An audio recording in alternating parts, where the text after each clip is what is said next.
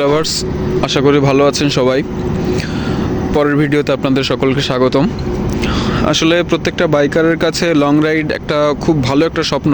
প্রত্যেকটা বাইকারই চায় লং রাইডের যাওয়ার সুযোগ পেলে সেই সুযোগটা কাজে লাগাতে। এই জন্য লং রাইড বিষয়টা আসলে খুবই এক্সাইটেড একটা বিষয় প্রত্যেকটা বাইকারের কাছে। আর এই এক্সাইটমেন্টের বশে অনেক সময় লং রাইডে যাওয়ার আগে আমরা কিছু জিনিস চেক করতে ভুল করে ফেলি। যেমন প্রথম দিকেই যদি বলি, লং রাইডে যাওয়ার আগে আপনি যে বিষয়গুলো চেক করবেন সেগুলো হলো টায়ার প্রেশার।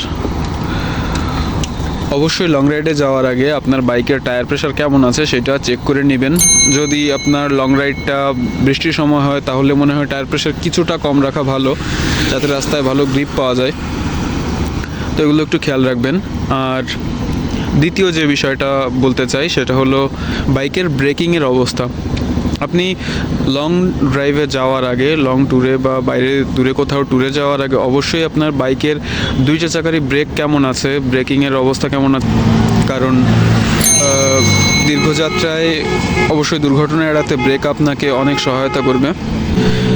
তো এই দুইটি বিষয় অবশ্যই মনে রাখবেন লং ড্রাইভে যাওয়ার আগে, ট্যুরে যাওয়ার আগে। আর অবশ্যই একটা কথা যেটা আমরা অনেক সময় উপেক্ষা করে ফেলি, দীর্ঘ জার্নিতে অনেক সময় আমাদের ঘুম আসে বা ক্লান্তি আসে। তো কখনোই ক্লান্তি বা ঘুম নিয়ে আপনারা রাইড করবেন না, এটা খুবই বিপজ্জনক।